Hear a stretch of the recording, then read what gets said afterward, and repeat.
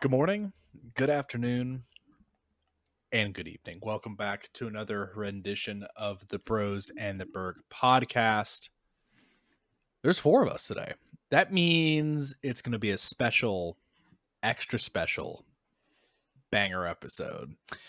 For those of you not familiar, maybe you haven't seen the episode where our guest is on, we're joined today by Jude. He has no last name. Don't look it up. He's joining the rest of the Bros and the Berg cast, such as myself, Ryan. Permanently. Wow. Whoa, we're gonna have to talk about the pay split here. Yeah, listen, the a couple of dollars we've gotten from ads. I think Jude you guys. Oh, okay, that works. Oh, okay. We'll consent. You kind of derailed my entire intro here. There's four of us, four guys in a room. One cup. Maybe two cups. What is happening? Let me just introduce Jude here for anyone who didn't get to listen to the last episode. So he was just accusing the cup. He was just accusing me of not ever texting him back, which is actually not true. The last time he texted me, I did text him back, and what he texted me will tell you what you can expect for the rest of the podcast. Isaac Tesla is better than T-Mac. The only difference is there are two more wide receiver ones on Detroit. Any thoughts on that, fellas? Correct. I mean, did you see that first touchdown catch Isaac had? It was kind of insane. It was the best catch he's of the caught season. like 5 balls since then? Since that point, not been. I mean, you could also say the same thing about Jameson Williams. 0 catches, 3 targets last week. Like, he might be a bum. But then I did text him back and said you're actually high. So that just wasn't JMO's fault. You're coping. Is it? I got thrown some poverty balls. I think Jameis Winston was like the second best wide receiver in that game. Really? And Wan'Dale Robinson. Tight end. Actually. Tight end Jabu. And they still lost. Yeah, for real. I wanted them to win at that point. I was excited. Like, oh my gosh, this is awesome. Well, I'll get into basically the content we have today. So, first things first, obviously, Jude is wearing an Oklahoma State Cowboys hat. The Oklahoma State Cowboys have officially made a decision in terms of their head coach. They decided to hire Eric Morris, who's the current head coach of the University of North Texas, who are having their best season in program history. I think this is an interesting conversation, gentlemen. First and foremost, let's come to the students currently at Oklahoma State University. Jude, I'd love to hear your thoughts on this one. And do you like this hire? What do you think of this? I love this hire. Why? Wow. Absolutely stunning breakdown on why you love this hire. All right, next segment. Jude. Continue, Jude. Yeah. Bring over your boys. Bring over, however you say his name. Quarterback? Murdy. Yeah. I like calling him Murdy because his name's weird as hell. Mm-hmm. He's a dog. I think he actually has more passing yards than we have total offensive yards this year. My God. He has 3,400 passing yards. Yeah, how many total yards do the Cowboys have? Keep talking, Jude, and I'll get back to you on that. Yardage. That was it. No, I'm just kidding. It was, from my understanding, it was between him and the guy from USF. Mm-hmm. And I definitely prefer this guy. Mm-hmm. I think he can bring in more people. Sure. And I honestly think the talent on UNT is better overall. We definitely need a quarterback.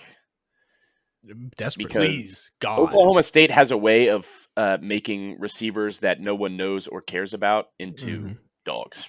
Yeah. It sounds like that the Boosters have already committed a good amount of money to specifically go to the quarterback as well. I know their running back's pretty nice too. To your earlier point, yes, they do in fact have more yards. Or he has more passing yards than Oklahoma State has total yards. Oklahoma State only has 3,280 total yards on the season. Like I said, he's at just over 3,400. So that's tough. Bring him in. That is crazy. I agree with a lot of the points that Jude made, and I'll quote a line here from this Sports Illustrated article that I have pulled up. It says the 40-year-old has already been a head coach 7 seasons and is highly regarded for being one of the best quarterback whisperers around after recruiting and coaching the likes of Patrick Mahomes, Cam Ward, and John Mateer and Drew Mestemaker, as Jude just alluded to. Now, I will say I like this hire, and I am I am cautiously optimistic, mostly due to the fact that a lot of people are throwing around this as UNT specifically this 21-15 record, 21-15, and I think what a lot of people aren't kind of looking at is the 2 seasons before this one, he did have a losing record both years, and obviously UNT doesn't, they're not a historic program from a football kind of thing, but I think you also have to maybe be a little bit cautious with this year, where it's like, is it really just the talent that's kind of taking him over the edge, and granted, maybe that speaks to his recruiting ability and being in a Texas school. Obviously Texas is one of the biggest kind of recruiting areas in the country, and being a Texas coach and being able to essentially have the same geographical like recruiting is I think something that probably OSU was looking for specifically. But is it one season? Is it kind of just like a one season wonder kind of thing where we're maybe putting too many chips and too many cards on this guy, where it's like, is he really proven? Like, he's only done this one season to my knowledge, but I guess we'll see. I think that real quick, I think that they're going to bring him in. I mean, obviously he's not going to be making Gundy money. No. It's not a commitment like Gundy. I love Gundy, by the way. It's not going to be a commitment like Gundy was. Yeah. They're going to bring him in, see what he can do. If we're doing the same stuff in a year or two, they're going to move on. Mm-hmm. They have no reason to keep him. And I don't see why they would if he doesn't fix the program, if he doesn't make anything better. Yeah. Well, to that point, I will be very interested in terms of what his contract actually ended up looking like in terms of length of time, as well as you said, like the amount. But Ryan, any words from you? A guy that's been on the staff at Houston, Texas Tech, knows the Big 12. Geographically speaking, like North Texas and Stillwater, I mean, they're recruiting from the exact same grounds. Now he just is a step higher tier wise. Right now he's in the Power 4. I mean, quarterback play at Oklahoma State truly has been their downfall over like the last 6 years. Who was the dude from Denton Geyer that we were like happy to see go, and then we saw like 3 or 4 just shit stains at quarterback? Sanders? Yes. Sanders? Oh yeah. Who knew that we would be missing that man so desperately? Real, actually. Like, I was so ready for him to go, and I was like, all right, he's been okay. Now it's like, who's the new guy? And then you get Mahomes' backup, who's 25 years old and was just awful. Who took us to a Big 12 championship? Which we did what at? Did he? He did. He did enough. That was Sanders. Yeah, he did enough. He didn't drag them kicking and screaming to the Big 12 championship. He was fine. We're talking about Bowman. Who are we talking about? Bowman. Allen Bowman. Yeah. They're all ass. Dog. Yeah, no, for real. Certified dog. Certified dog. Sanders did throw 4 interceptions in that Big 12 championship game that Sanders took us to. So it's kind of like, That's tough. was he really it? But no, I think this is all in all, I think this is a very good hire for OSU. Robbie was kind of texting the group earlier where he was like one of the more high profile coaches on the market and everything like that. And I think this should be a good fit. I guess we will see. Yeah, I think in the future. Jude mentioned earlier, just obviously another name thrown out there is Alex Golish at USF, who I think is going to be a very good coach, but the culture fit here just makes sense. Yes. I think for Oklahoma State to be successful, they have to be able to recruit in the state of Texas, and you get a guy who played at Texas Tech, coached at Houston, Texas Tech, Incarnate Word, all of those things to come in. I think that's huge. I don't know if you guys knew this. He was on those Michael Crabtree Texas Tech teams under Michael Leach. Awesome. His nickname was the Elf. He was a shifty wide receiver, and they called him the Elf, apparently. Sure, which is fun. So, it is fun. Also, Connor's nickname in high school. I don't understand. I thought that was just Fire Crouch. I thought, but anyways, I did get called that. Actually, I'm sure every redhead does. Yeah, exactly. But I think it's good hire. I think the thing that sucks is the timing of this for North Texas, and it has a lot to say about the current state of college football, with early signing day being like, I think next week, and the transfer portal opening very, very soon as well, that they have to do this, that a team who's having their best season ever, granted he's going to finish the season at UNT, but it just sucks to know that your coach is going to leave in the middle of the best season your school has ever had. And it sucks that the NCAA set up this timeline in a way that this has to happen. So unfortunate there, but I agree. I think it's a very good hire, and I really do think it's probably the best hire that Oklahoma State could have made given the current coaching market. Not that they're going to go pry Lane Kiffin from Ole Miss, but you still have a bunch of guys waiting around saying, well, can I go to LSU or Florida or Penn State or all those schools that are probably better jobs that might have taken this job in another cycle where there weren't those openings. So it was tough. I think they did a very good job. Now let's see if they will spend some money, because that's how you're gonna win. And the Big 12 is wide open, and we thought OSU was going to be the top dog with OU and Texas leaving. That obviously didn't happen. So how quickly can they get back to the top? There are rumors floating around of big money from donors that were just waiting for Gundy to go. I believe that. I 100% believe that. So do I. Yeah, Speaking of coaches, sorry to cut you off, Connor. What did you text me earlier? Plot twist, it's Brian Kelly. That'd be crazy. I just thought it would be funny. I thought that would be nuts. But yeah, so we're gonna move on here and get into our next little thing. We're gonna do our college football week 13 review. Getting towards the end of the season here, gentlemen. I love the college football playoff. I'm getting excited to kind of see what those matchups end up looking like, and if the committee actually stays true to their word in terms of how they're gonna rank teams. Spoiler alert, they won't. But we're gonna review some of these ranked matchups. Missouri at Oklahoma ended with OU coming out on top 17-6. That was one of the ranked matchups this past weekend. A lot of this was kind of, a lot of SEC cupcake beat up week. There were a few ranked matchups. So Ryan, did you have anything you wanted to say about this? Kind of went exactly how we discussed it. It was one of the games in our pick'em last week, and we were like, it's going to be low scoring. Mizzou with down to a backup quarterback going. Real played. Oh, did he play? Yeah, Real played. I wasn't paying attention. Doesn't matter. They scored at single digits. So free under for anyone paying attention. It's funny. A lot of Missouri fans were calling for them to put back in the freshman because Purbuell bad. They're like, that's even good. I'm like, what are we talking about? Like first game back against a great defense. Like, come on. It's hard. Jude, any word on? I know you hate OU, so I want to give you an opportunity to say anything you wanted to. I hate OU. Yeah, there it is. Very well. That's my take. That's my take, actually. I hate them more than anything else ever. Respect, honestly. Yeah, I can't get that. That's how they feel about Tennessee. So, I get it. No, it's how I feel about OU. Yeah. Oh, I know. Yeah, Ryan's got two. No, I got. You got a few. Nothing good comes from there. Everything there sucks. So to speak about quickly a ranked upset, I feel like this is just kind of Pitt's MO. Georgia Tech at home losing 42-28 against Pittsburgh. I thought Pitt was going to be the Notre Dame spoiler, but it looks like they were the Georgia Tech spoiler. Like they couldn't even get to Georgia. They had to lose to Pitt on the way to Georgia. Don't worry, we kept them ranked, so Georgia gets another ranked win. Don't even worry about that. We kept them ranked. Oh, that's so I feel so bad for them. I was like, maybe they had a shot in like Atlanta in that rivalry game, but after losing to I really don't know. But yeah, not like I said. This week was a little uneventful in terms of. We'll talk about USC at Oregon real quick. Oregon, to be expected at home, came out on top 42-27. Nothing closer game than maybe the scoreboard looks like. This was like a game where like Oregon would go up 7, USC would tie it, then Oregon would go up 7 again, the USC would tie it up until the very end.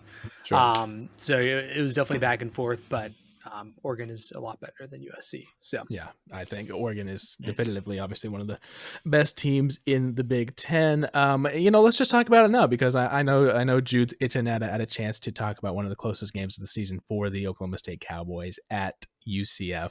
17-14, UCF barely came out on top. Ryan covered once again with his Superdog. I will give him props for that.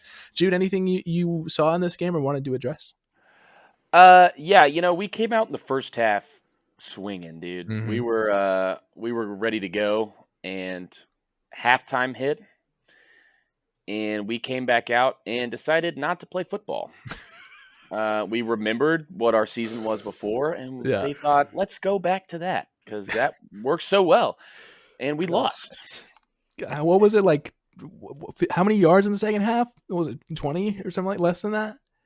I didn't watch it after 2 minutes into the third quarter. I was like, It was actually embarrassing. Just like letting the foot off the gas just that hard. It's tough, man. And hopefully, maybe we can play spoiler. It's not necessarily spoiler because they're not really doing much because they already made a bowl game. But maybe we can beat Iowa State.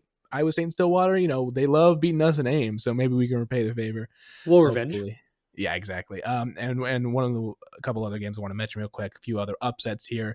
TCU did beat Houston. TCU can't the Big 12 just likes beating each other, similar to what the ACC is doing this year. Houston at home, kind of a tough loss. I don't really have anything else to say about this game. It's just Big 12 being the Big 12. And then Illinois continues to shoot themselves in the foot, losing to Wisconsin. Yeah. Of all teams, 27-10.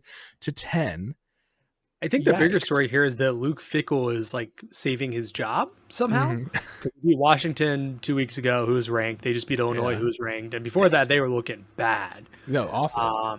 They lost 6 straight before that Washington win. A lot of Wisconsin fans wanted Luke Fickell gone. He's probably going to come back for another year, whether you want him to or not. So. Just absolutely crazy. Like I said, it was very much kind of SEC beat up week, so really not too much else to kind of go over in terms of this past week specifically. Well, a lot of rivalry games this coming up week. Excited to talk about that with you gentlemen and the pick 'em, everything like that. So if you guys are ready, I'm ready to get into. I got a couple things I just want to touch on. Vanderbilt, they hosted Kentucky this weekend. Mm-hmm. That game ended up being, 45-17.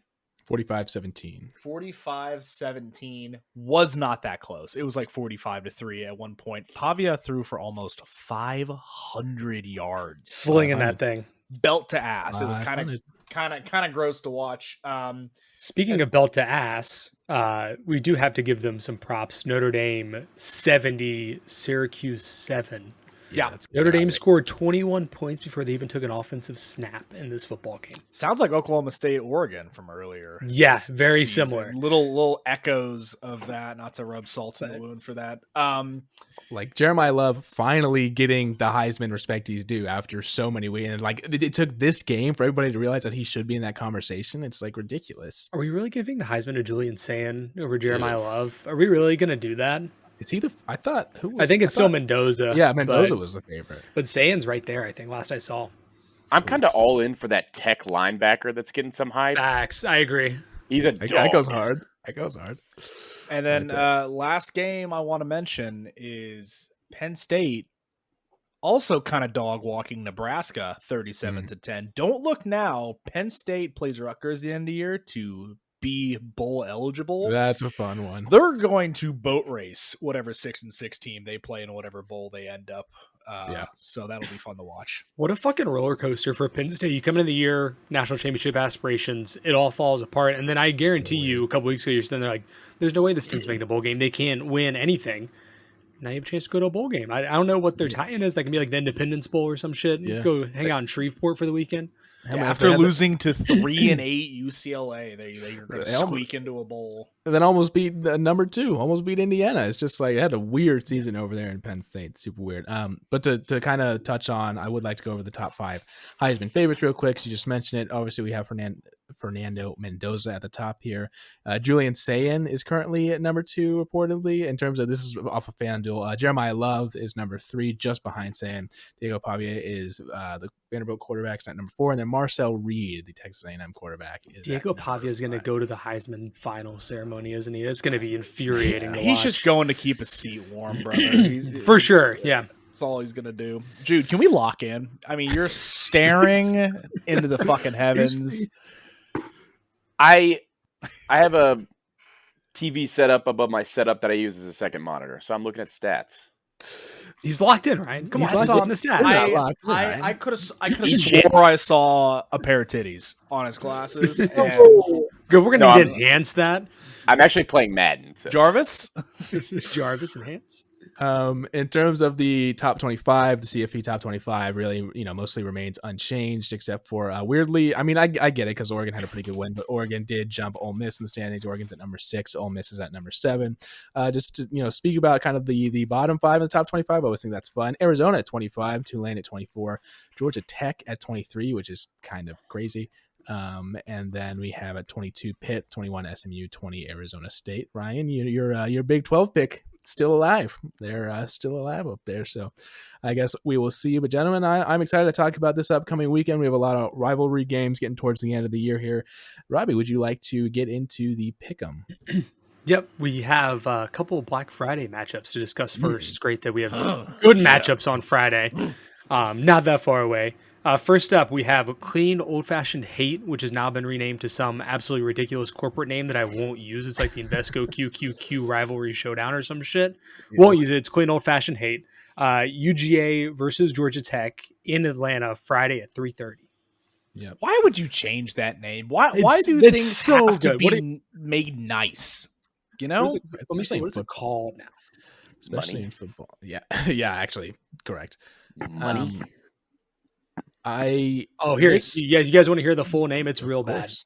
It's the Invesco QQQ Atlanta Gridiron Classic. Oh my gosh. Holy mouthful.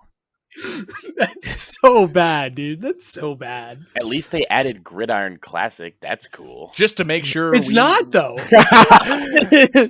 It's not, but it is. That's agonizing. As a reminder to our audience and to Jude here, Jude, if you end up getting the most points from your pick'em and your Superdog, you will be back on for the end of the year, which is You'll be back on in 2 weeks. Yeah, which isn't that long. Back on in 2 weeks. So, First two-time guest, first three-time guest. Exactly. There you go. There it is. So yeah, I guess I'll start us off here. I wanted to come into this game, and with all my hearts, a couple weeks ago, I wanted to pick Georgia Tech. I wanted to do it so bad because they were at home. They were having this kind of Cinderella miracle season, everything like that. This loss this past week to Pitt just absolutely, I think, has taken the wind out of their sails. I think that Georgia is one of the most talented teams in football. Obviously, you have, what I believe to be the best coach in football, Kirby Smart. In terms of the season that Georgia's having so far, I don't see them losing another one this season, except for the one to Alabama. Unfortunately, I do not think they will fall to Georgia Tech, so I'm taking Georgia here. No, we talked about it. It sucks they renamed it. It sucks that it's at a neutral site too. Georgia Tech has not beaten Georgia at Bobby Dodd Stadium in Atlanta since the 90s. Maybe it's been a long ass time. I gotta go double check that. Connor and I were talking about this a little before the podcast. Someone that's supposed to win this weekend has to lose. 100%. It's not going to be Georgia, though. Georgia's going to walk into Mercedes in a de facto home game, and they're going to beat this Georgia Tech team that just has not been able to keep it going at the end of the year. I don't really know what happened, but they don't have the juice. Georgia doesn't have a lot to play for, which concerns me. I think it'll be close, but they're the better team. They're going to win this game. Yeah, fully agree. Georgia Tech should have lost 3 straight. I mean, they absolutely could have blown it 2 weeks ago. Just is really kind of falling apart at the end of the year. Georgia's not going to lose this game. There's just no way. So yeah, I got the Bulldogs. I'll probably take the points. It's 13 and a half is right a little now. much for me. I can see it being 10. I can see 31-21. Maybe Little Haynes King Magic. What's the over under? 59 and a half. No, that's too many. Okay, never mind. That's too many. All right, Jude, what you got? It's the Bulldogs. I honestly think it'll be not as close as what you guys said. I think Georgia's just gonna belt to ass just to finish off the year. Go in the playoffs hot, secure that bye. I can see it. Next up, the other Friday matchup, another big rivalry matchup with maybe not playoff implications, but SEC championship implications. Number 3, an undefeated Texas A&M travels to Austin to play the Longhorns on Black Friday, as it should have been for many, many years, and we forgot about it. We did it last year. It's back again. I can go first, I guess. Sure. No one seems to want to jump up. I think this is the game that someone loses that they're not supposed to. And it hurts me to say that because I really, really want to see Alabama play A&M in the SEC championship and not Georgia.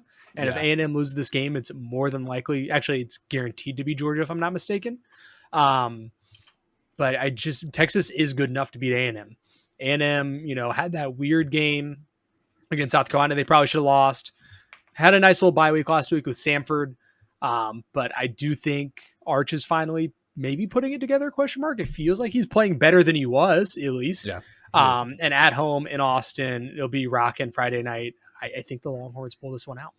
Is Texas good enough to beat A&M, or is Texas's defense good enough to beat A&M? Texas's defense just gave up 37 to Arkansas. They've kind of shit the bed. Okay. That's kind of disrespectful to Arkansas because I'm pretty sure A&M gave up like 43 to Arkansas. So there you go. Yeah, Arkansas actually has been high scoring. Has been high scoring this year. I can follow that up. I am actually in agreement with Robbie. I do very much think that Texas is going to take this game. I think that A&M cannot go regular season undefeated. It's just not going to happen. I just don't see it happening in any way. I think that to Robbie's point, I think the home advantage does wonders here.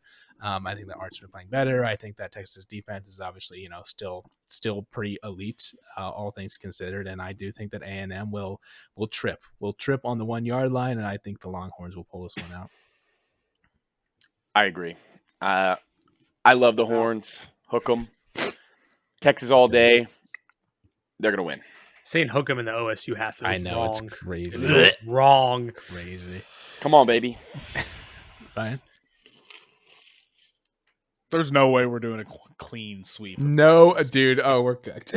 We're cooked. We're cooked. A&M's winning by three. No, I'm not doing it. I'm drawing the line in the sand. If I had gone first, I'm picking Texas. Yeah. Okay, so we're wrong. Ryan's got a free point there. Yeah, that's what I'm saying. Yeah, we got baited. We talk about this Texas defense. The last 4 weeks, they've given up 35 plus points to the likes of Mississippi State, Vanderbilt, Georgia, and Arkansas. The running first place Heisman favorite, gonna put up some points in Austin on Black Friday. I'm worried about the little brother syndrome. I know Oklahoma State fans know that feeling well. Maybe this is the year. Stars seem to be aligning. Maybe they can make it undefeated. I don't know. Should be rocking. Geez, it feels so should wrong. be rocking in Feels Austin.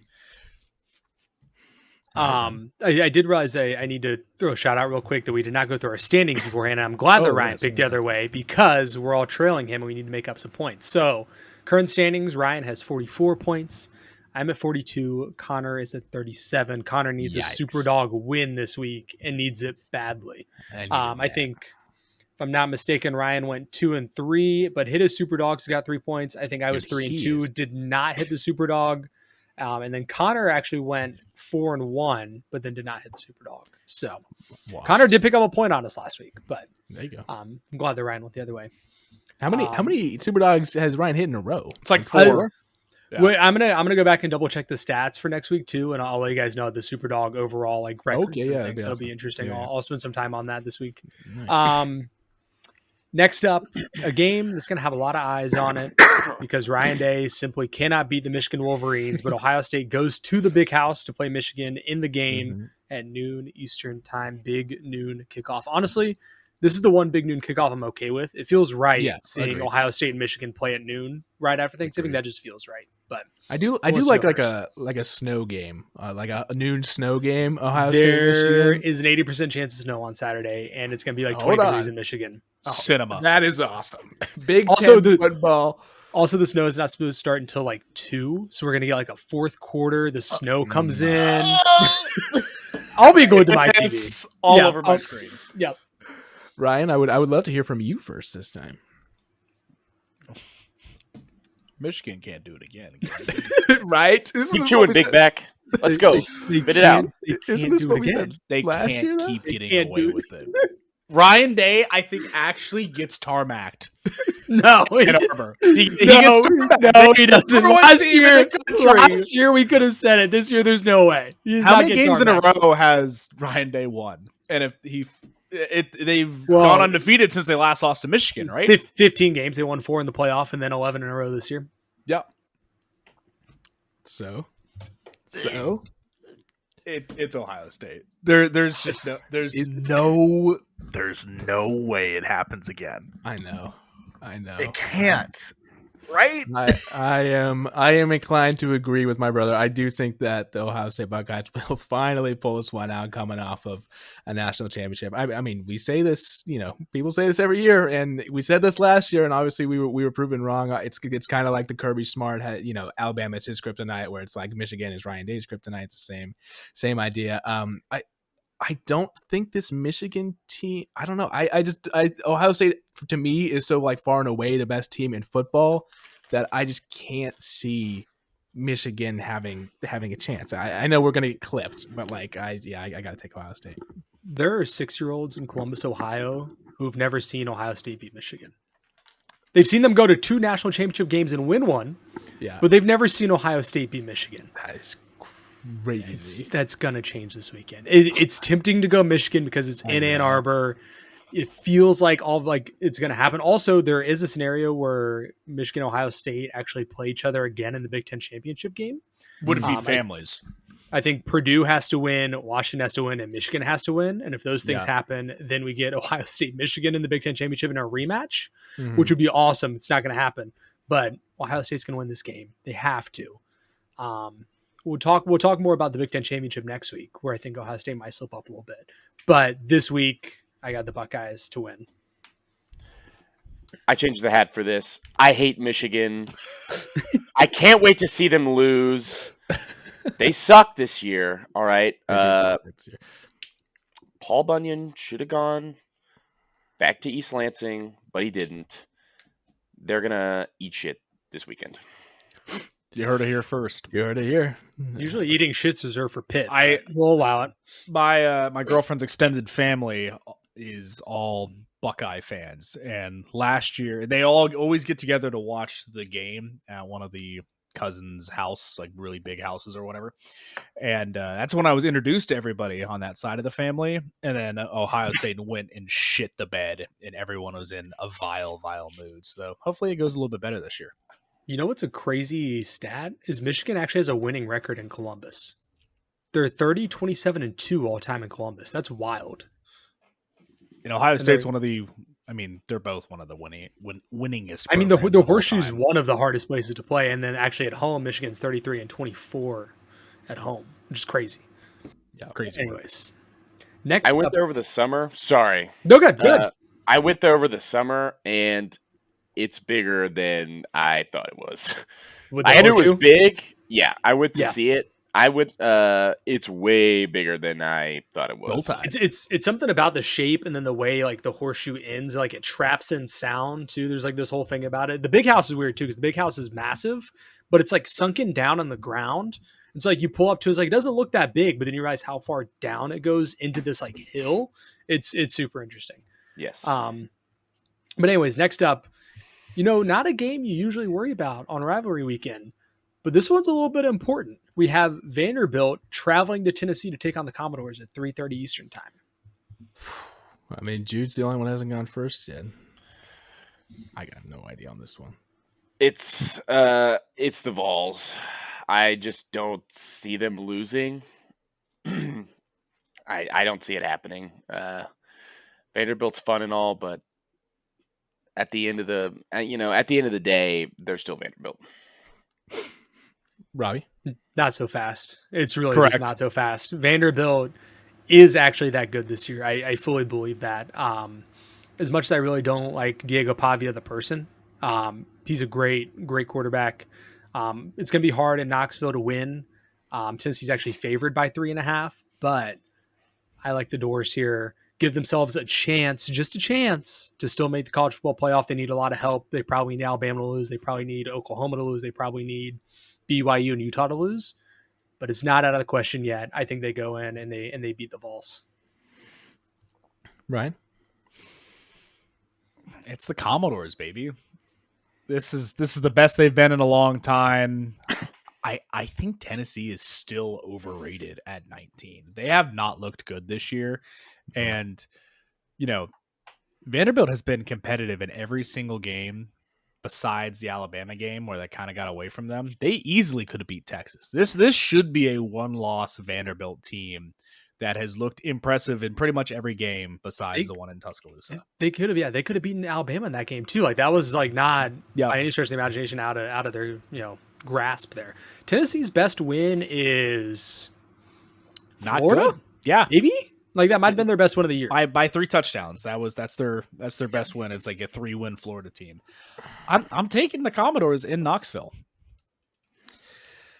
You guys say that. You guys are like naming the wins. I think you're discounting how close their losses are. They lost to Georgia by 3. They lost to Oklahoma by a touchdown. It's like They lost to Alabama by 17. You forgot to mention Alabama that one. that wasn't one of the close ones.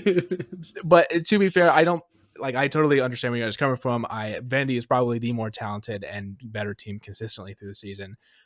For the sake of being different and trying to catch up in terms of standing, I'm going to agree with my boy Jude. I'm going to Tennessee Volunteers here at home.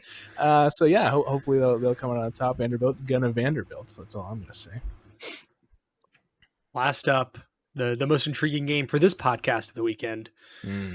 A scary game for the Alabama Crimson Tide, traveling to Jordan Hare to take on Auburn at 7:30 Eastern Time. Jordan Hare voodoo at night for the Crimson Tide.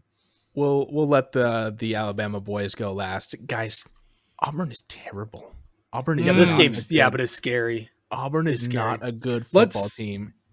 Let's review the last 2 times Alabama has played in Auburn, and keep in mind that both of these Auburn teams are not very good. We had Gravedigger, where Jalen Milroe throws one up the back of the end zone and gets caught to win the game on the very last second. Basically. Definition of not having any business winning that game. That was the baller. Yeah. The time before that, Bryce Young went in there and put up a fucking stinker, had to drive 99 yards to get the game to overtime, which Alabama managed to pull out. Alabama's not covering 6.5. Like, I would love to say that they're going to. I really don't think they are. I think they win the football game because they have to. And this team, Oklahoma loss sucked. You killed yourself, but they didn't give up in that game. They've been a lot more mentally tough this year. We've talked about it a lot here. They're going to win the football game. I don't know that they cover 6.5 points in Jordan Hare, though. Yeah, you got Alabama. Well, I'm going to agree. I do think they cover, and I do think they win. I think the Alabama Crimson Tide do come out on top here. They are one of, despite obviously the weird Florida State loss, and despite the upsetting OU loss, they're still one of the better teams in football, and they are surely better than an Auburn team who, it is a little scary. They're looking for a bowl game. I will say that it is a little scary. They're starting a bowl true game. Freshman quarterback too. That is, yeah. So I think all the pieces have kind of fallen in place for Alabama to win this one. Jude, Roll Tide. Roll Tide.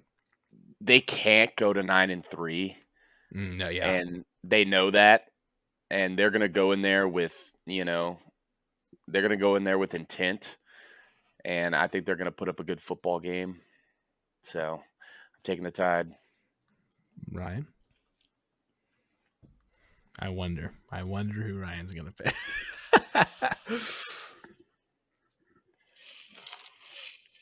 Uh-oh. Oh my gosh. He's not going to do it. He's not going to do it. His history has not been kind to the Alabama Crimson Tide at Jordan Hare, especially at night. To sacrifice my pick'em score for my team to win, I'm gonna pick Auburn this weekend. Oh my gosh! I have to have a talk after this podcast. I'm terrified. Gosh. You're gonna have to have Auburn is stinky poopy. It's true. And every sign points to Alabama winning this game. That's when the Alabama teams lose games they have no business losing. And that's what I'm terrified for. I can't believe you went there. He picked Auburn. He actually did it. I think Auburn wins the football game. You don't believe that, though. You don't actually believe that at all. I'll crash out. Let's make it certain. I will. I had to behave because Kylie was watching the OU game with me. Oof. I mentally said some horrific things. Yeah, of course. As you would, as one would when they lose to the OU Cedars. But yeah, so I mean that wrapped up the 5 games, correct, Robbie? That's correct. And Jude, just so you know, you have to go at least 4-1. to come back, and in order to break the tie, you would have to hit your Superdogs. So keep that in mind as you're watching the games this weekend. I'm only shooting for 3 because Gabe texted me earlier and said you are not beating my 2 to 3 pick'em. 2 and 3 pick him. He just wants to beat Gabe. That's fair. That's my valid. that's my only goal. I That's mean, fair. coming onto the podcast, not a big deal. I've done it twice now. Well, 3 times count though. The one quiz show we did. That was the worst thing I've ever been a part of. Well, you were just jealous because Gabe won. You were just upset. Okay. I'm sorry, I forgot Vandy was in the SEC. Dude. Yeah, that's your lost fault. me the game. I know That's tough. Yeah, it is. it tough. was. But now we're gonna get into our super dogs. Gentlemen, I guess I will lead us off with this segment. There is a team out north that lives rent free in my head because of the result of a game a few years back between Oklahoma State and this team, and unfortunately, I saw them this week, and I don't know, I got excited because they've had a pretty decent season up to this point, and the team they're playing isn't really all they're kind of hyped up to be. Central Michigan is playing Toledo. What are we doing? And a 10.5 point spread. Toledo is favored by 10.5. Central Michigan is coming out on top. The Toledo's like pretty good, right? No, but they're not. but like Central Michigan is going to win. They are going. They have big wins against UMass, against Bowling Green, against San Jose State. Dude, they are pulling this one. They're on a win streak right now. Buffalo, Kent State, both actually 2 relatively decent teams, and in that division, or so Buffalo is, Kent State is not. But yeah, I'm taking Central Michigan here. Yeah, I mean they only lost to Michigan by 60. But like it's apples and oranges, my friend. Like, come on. Central Michigan's gonna come out on top, and you're gonna be I'm gonna look like the fool. You're gonna look like a fool, exactly. All right, who wants to go next? I hated all the normal super dogs, so Robbie, you got one? I do. Okay. Let's hear it. There's a rumor circling around right now that Lane Kiffin has purchased a home in Baton Rouge, Louisiana. Uh-oh. Ole Miss travels to Starkville this weekend to take on the Mississippi State Bulldogs. I like this. In a team that, they started off SEC play playing some tight games. The last 2 weeks has not been as close. Texas got out on them. Missouri did the same. The Egg Bowl's weird. I don't like Lane Kiffin is clearly not staying at Ole Miss next year. You wouldn't announce he's going to announce it after the Egg Bowl if he was staying at Ole Miss next year. You'd say he's staying at Ole Miss. Yeah. With those distractions, with everything going on, Ole Miss it doesn't really have much of a shot at making the SEC championship game. They need Alabama and A&M to both lose. I think that's probably unlikely. Possible. It is possible. 7.5's a lot.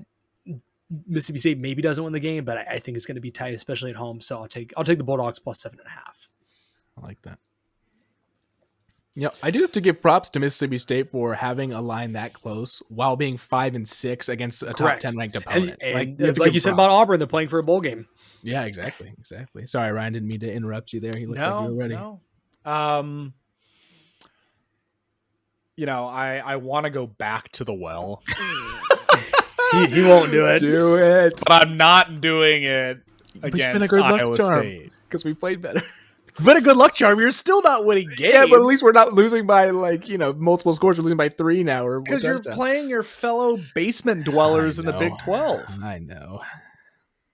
I'm going to go against a team that's been in the news today.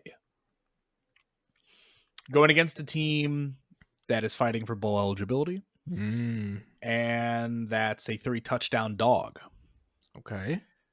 And that, my good friend, is Temple going into Denton to play North Texas. Interesting. What's the mental of the Mean Green sitting at 10-1? Just learn that their head coach is moving on, but is going to coach them through the rest of the year, conference championship, any bowl game. This is a perfect letdown spot at the end of the year. You pretty much locked up the conference championship appearance, right?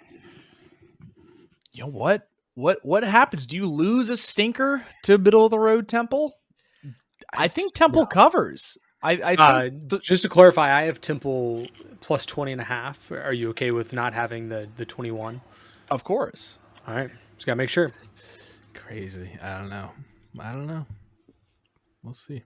They lost to Navy, Army. They have some They're bad not a losses. great team. They I'm have not some bad saying losses. that. I'm saying they Yes. sneak a 2-touchdown cover. Okay. I can see it. All right, Jude, what do you got? There were a few that I was looking at. Let him cook. UAB Tulsa was one. That was my first one. Oh. I love the Blazers. Not going to take that. South Alabama, Texas State. Oh, we're just going sicko. I love it. I thought about it. No. And then, I was looking at OSU. Oh no, Now, not 3 straight weeks. not 3 straight weeks because I said no, we're not. There's no way. And then I see my boys up in Wyoming. I looked at And this. they're taking a trip down to Hawaii. I looked at this game. What do you know about Caden Anderson, Sicko. John Michael Gillenborg, dog, hasn't had that great of a season. Okay. His past couple years, I honestly thought that he was going to just go dummy this year and get drafted. Not looking like it, not having a great season, but I still think he is a dominant tight end. If Caden Anderson wasn't throwing him the ball, he'd probably have more yards if he was on a better team. Honestly, one of my favorite players in college football right now, but he just hasn't produced, unfortunately. But I think they take a trip down to the islands, and the line is 8.5. It's only 8.5. It's only 8.5. I feel like it should be more. And I think they cover. You're not worried about the travel that schedule? is the Superdog. That is why Wyoming, we're doing this segment.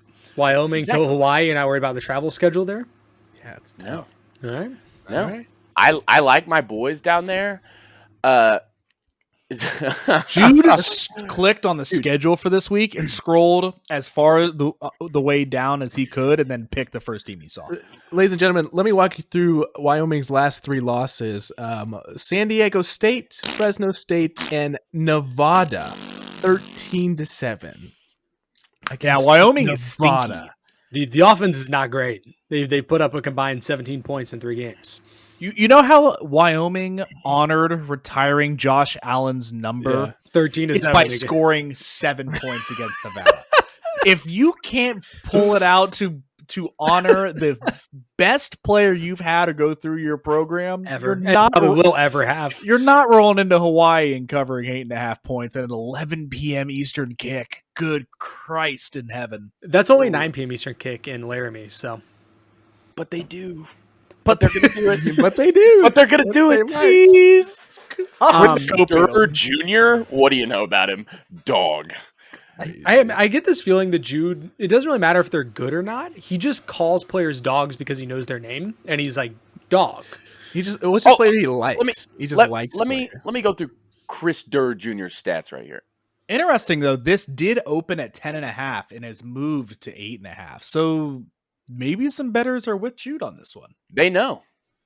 They might know. They know. People are saying. Reports. He's got 45 receptions for 469 yards and 4 touchdowns. That's not a lot of touchdowns, but I'm like, where are the stats? that's good. That's good yards. Because he has Caden Anderson throwing in the ball. But I think they lock in Hawaii. All right. To go over a few of the. Oh, sorry. Go ahead, Rob. I was going to say, I did have one that I really thought about, and I don't really have a good reason for it, but the line's 36.5, and that's probably too many points. Mm-hmm. LSU going to Oklahoma this weekend. Yeah, no, I agree. Yeah. 10.5's a lot.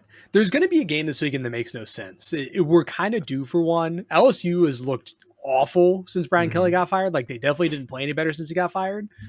I know it's in Norman, but 10.5's a lot. And, like, Oklahoma's offense is real bad. Real bad.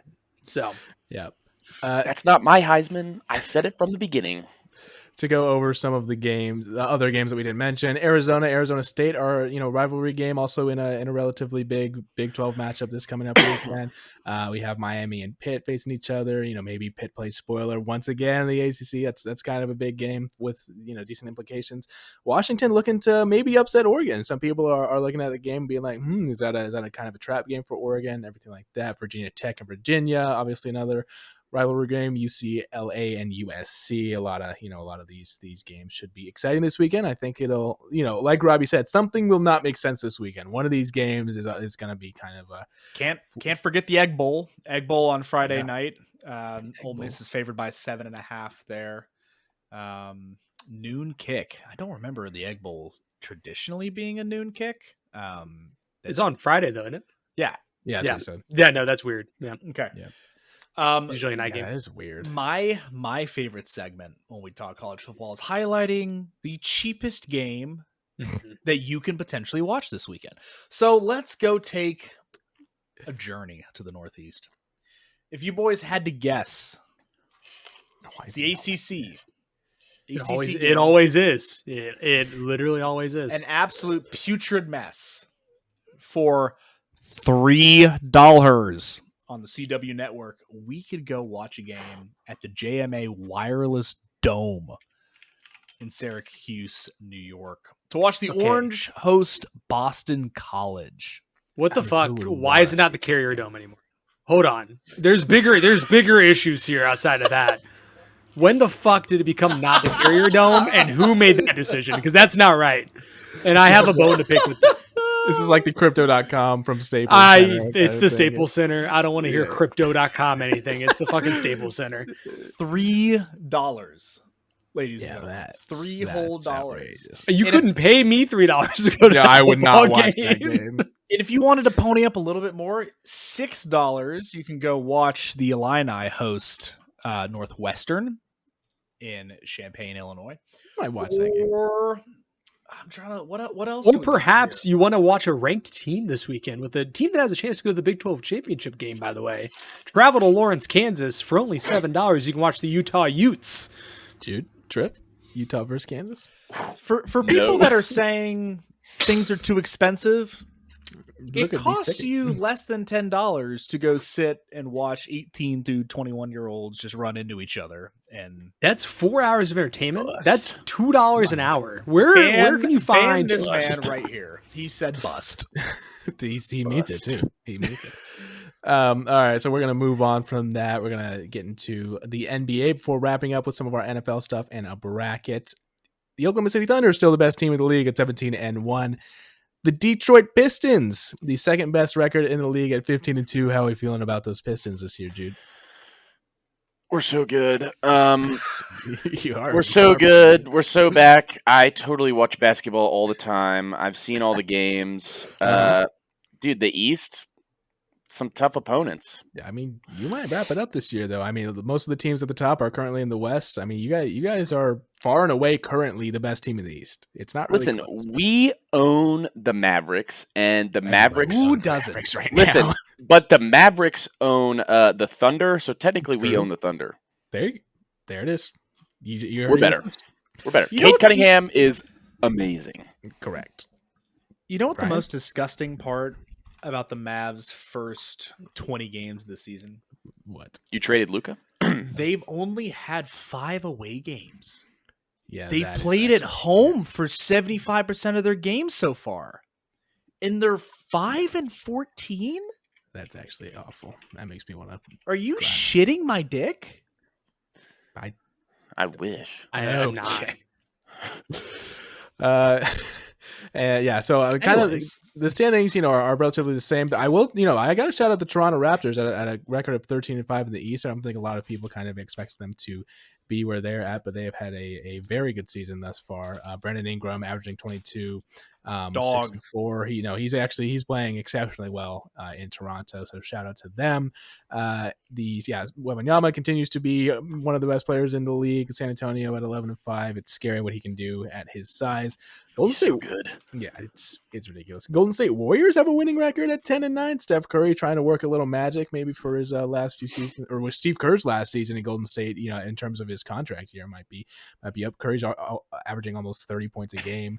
So yeah, there's some interesting happenings in the NBA that don't include the Dallas Mavericks and Charlotte Hornets, who are 5-14 and 4-13 respectively. So our teams are god awful, gentlemen. So we have somebody on here. Hornets only 5 game back to the play-in. We're all right.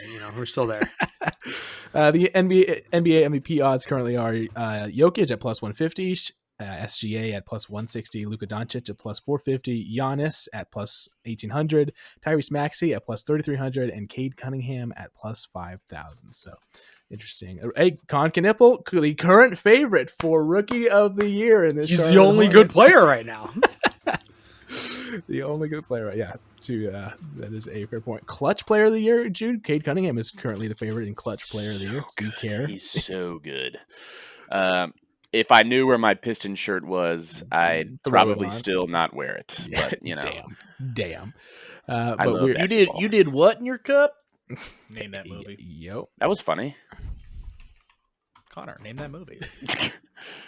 you did what? In your Cars? cup? Oh, yes. That's my bad, Coach. I'm not gonna lie. Not locked in there. I'm not locked in. But yeah, so we're gonna get into the NFL. Obviously, our guest is more of a football guy than anything else. Jude, I'm gonna take you through some of the Detroit Lions schedule this year and just kind of hear your thoughts on some of the things that happened. What was your prediction at the beginning of the year? Yeah, how many wins did you say you have? 15-2. 15-2, and how many losses do we have? Currently have You have 4 4. losses. How many? It looks like we're How many wins did you say the Bears would have this year? We know that answer. I don't. What are you talking about? I think it was 4, and you guys are currently 3rd in the division. Listen, Okay. we play the Bears again. Mm-hmm. Mm-hmm. We play Green Bay again. True. You play Minnesota again, who you lost to. I know they're not. Play Minnesota again. They're awful. Also, we've talked about the fact that the Bears are 8-3 with a -3 point differential. What the fuck? Gosh. Well, no, we talked. No. We talked about that. Their schedule. Their schedule is nothing. No, it's actually been atrocious. It's actually been awful this year. The upcoming of the Eagles and then Packers and Niners and the Lions again. Like, we'll see how the Bears fare toward the end of this year. But yeah, you guys almost lost to the New York Giants this past weekend with Jameis Winston at quarterback. You mean the New York Giants were the first team mathematically eliminated from the playoffs this year? Any words on the game this past weekend, Jude? The Detroit Lions? Jameis Winston is back. Was he ever gone? He's never gone. Yeah, he's always there. You're right. He threw an absolutely magical interception in the first half. Correct. Again, does Jameis ever not throw magical interceptions? I saw someone repost I saw someone repost an Instagram post where it was like Jameis Winston should be required to start on one team in the NFL just for entertainment purposes. Correct. Like, he should be required to start. I agree. I think he should be the backup on every team. Yeah. The emergency quarterback. I know. The emergency goalie in For hockey. every team. Bounce around the league, just like whoever That'd be needs him. sick. That'd be sick. You're not allowed to hit him, so he can play till he's like 50, right? Like, Yeah. Also, This is Jude's fantasy, right? Also, we've talked about the fact, Brian Daboll got fired for a lot of reasons, but at the top of the list has to be the fact that he started Russell Wilson over both Jackson these Dart guys. and Jameis Winston. What are we doing? I'm going to be honest. I Who's was coaching very about much. practice? I was very much of the opinion to not start Dart this year because I don't disagree wanted with that. to get him like some sitting reps because we throw a lot of rookies in real quick, but Russ was cooked. What do we do? There's no way that you watch Jameis Winston and Russ practice together every day and you decided that Russell Wilson is a better quarterback at this moment in time. There's no way. Noodle arm. Yeah. He was worse than Fields last year on Pittsburgh. Yeah, Okay, relax. He Justin was! Fields No, is that is atrocious. not true. He Justin- played okay in Pittsburgh last year. That's what I'm saying. Last year, in my opinion, he performed better than Russ did. No, on I'm that saying team. Russ played okay last year. I'm pretty sure he had a Justin losing Fields just record lost and his job to Fields did Tyrod not. Taylor. That's embarrassing. Like, You it is can't even embarrassing. defend that. Yeah, that's crazy. No. I have been a Justin Fields believer since he was on the Bears, Mhm. and Why? I am still a Justin I Fields also believer. don't understand why. What? No, Show me a good Ohio State quarterback. Jude, we got to talk I'll about this Justin Fields over Russ take from last year. Justin Fields in 10 games, averaged 110 yards passing. Russ averaged 224. What are we even talking about? Justin Fields was their starting quarterback Yes, at correct. the beginning of the year and went 4-2. And He what was did- their he did have record a when better Russ was record. starting? They made the playoffs. They ended up 9-8. I mean, that's just Mike Tomlin doing his Mike Yeah, Tomlin that's thing. facts. so- That's Steelers Yeah. refusing to have a losing record. Yeah, literally. I'm but sorry. What's 9-8 minus 4-2? What's I actually don't know. 125 yards a game more than the other guy? Jude, but to quickly, come back to the Lions real quick. What do you think at the end of this year? Do you guys think you're gonna, be solid, solidified in the playoffs? Like, what do the playoffs look like for you guys? I know you're dealing with some injury bugs and things like that. So, what are the Lions? We have to sign people in the secondary that aren't just going to immediately get injured. Yeah, Easier It said happened than done. I know it happened last year. We had Carlton Davis, and then we picked up DJ Reed, who is also old and got injured. Brian Branch cannot cover the whole field by himself. He's trying. He tries. He's trying. Yeah. Another thing I will say, I love Dan Campbell. He took play calling away from the offensive coordinator. Yep. We lost to Philadelphia. Yeah. And we almost lost to the Giants. Oof. Yes. Our offensive coordinator, after the loss to Minnesota, he had some things to say. And one of the big things was, I'm going to get Jameson Williams more involved. And we came out against the Commanders, who have been disappointing, but we dropped 44 on them. And Jameson Williams had 6 receptions for 120 yards and a tug. Yep. That was a beautiful game. Just what always I call it. tug. It's A kinda little gross. tug, a little love tug. Oof. That's what Dan Campbell calls it. I'm all in. And then he took play calling away from him. And we have not been playing as well. Yep. I love Dan Campbell. I think it's time to let the offensive coordinator be the offensive coordinator. We should also mention that it's the only real reason that the Lions ended up winning this past week is because Jahmyr Gibbs had 219 yards on the ground with a 70-yard long and had 2 touchdowns. Him. So it's Him. actually him. Robbie traded him last week, by the way. He's better. We did. He's For better than Jamar. Bijan. He's better than Bijan. I'm not gonna lie. This is like the 3rd week in a row that we've discussed who's the best running back in the NFL. And it's been a different answer every week, Which is good. I mean, it's good to have that It's- conversation. I've been telling Connor it's John Taylor for This a year it is. while. This year it and is Jonathan but you didn't agree with me until Yeah. a few weeks ago. Oh, You yeah. kept saying, no, it's Bijan, it's Bijan. No, it was Jonathan Taylor, and Jahmyr Gibbs is right behind him. And Saquon Barkley just fucked off and died, apparently. Yeah. I feel like that was like kind of predictable. Like, there's no way he's Because he doing was what he did so last good. season. Yeah. Yeah, exactly. Yeah, exactly. But to go over some of the games from this past weekend, just to cover that, so we just covered obviously the Lions coming out on top of the New York Giants. We'll talk about quickly. The Dallas Cowboys beat the Philadelphia Eagles 24-21 in a divisional matchup. Kind of a shocking result, if I'm Blind honest. squirrel The Eagles are finds frauds. nut. The Eagles are frauds. I'm not afraid to say that. I actually said that at the beginning of the year too. Is George Pickens better than CD Lamb? Yes. Question Yes. People are saying He is hooping. He's playing so well. I don't know, maybe because like all the attention's on CD and he's getting doubled and everything like that. I don't think that's it. Pickens is good, dude. If you watch the film, they're not doubling CD as much as they have in years Yeah. past. Pickens is second in the league in yards. He's Mhm. tied for 3rd in touchdowns. He's got 67 catches on the Yeah. year. Could he be most improved player? The that's a NFL good does one. comeback player of the year though, Yeah, right? Not comeback most player of the improved. year. Yeah, that's right. Yeah. But if I there will wasn't say- most proof, Yeah, I will say this about George Pickens too. The big knock on him in Pittsburgh was his separation metrics were garbage, which okay, that kind of depends on what scheme you're running, all of those things. They have vastly improved this year. Like, he's one of the Yeah, best you receivers can in the see NFL in separation this year, Yeah. which is the knock on his game for years. So Mhm. he's definitely taking that next step. And as a casual, do you think that is are the Cowboys scheming him open? Do you think it's I mean, Like, think about it's you mixed. watch the Steelers offense versus watching the Cowboys offense. right?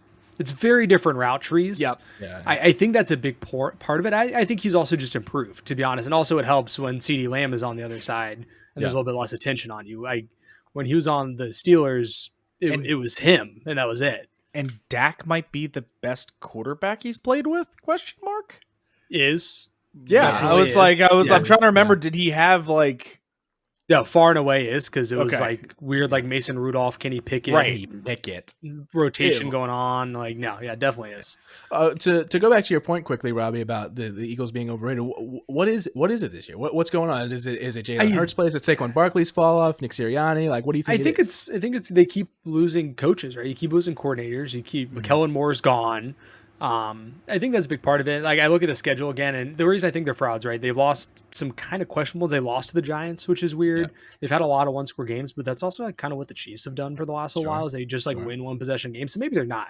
However, I do think that the Lions are going through it right now. Struggling with replacing coordinators. The Eagles are going through it as well because when you're good, you're going to lose your coordinators. I think Kellen Moore is a lot more important to that offense than people realized. Mm-hmm. Yeah. And Jalen Hurts is struggling to adapt without that. Speaking of Kellen Moore, I believe I predicted the Atlanta Falcons coming out on top of the Falcons at the Saints this past weekend, 24-10. It just stinky poo versus diarrhea. Like, what are we doing here? Yeah, see, here's the thing, though, is the Falcons can still conceivable win the NFC South. That is the worst. And, like, it's really not that outlandish because... Fun fact for the NFC South, all teams have a minus point differential. Holy God. And only one team is above 500. And they've lost 3 straight. And they're a game above 500. And Baker may or may not play. So AC joint sprain. We might see Teddy Bridgewater this weekend. Oh, it's a dumpster fire. Speaking of, he needs to go back to wearing number 50. That was awesome.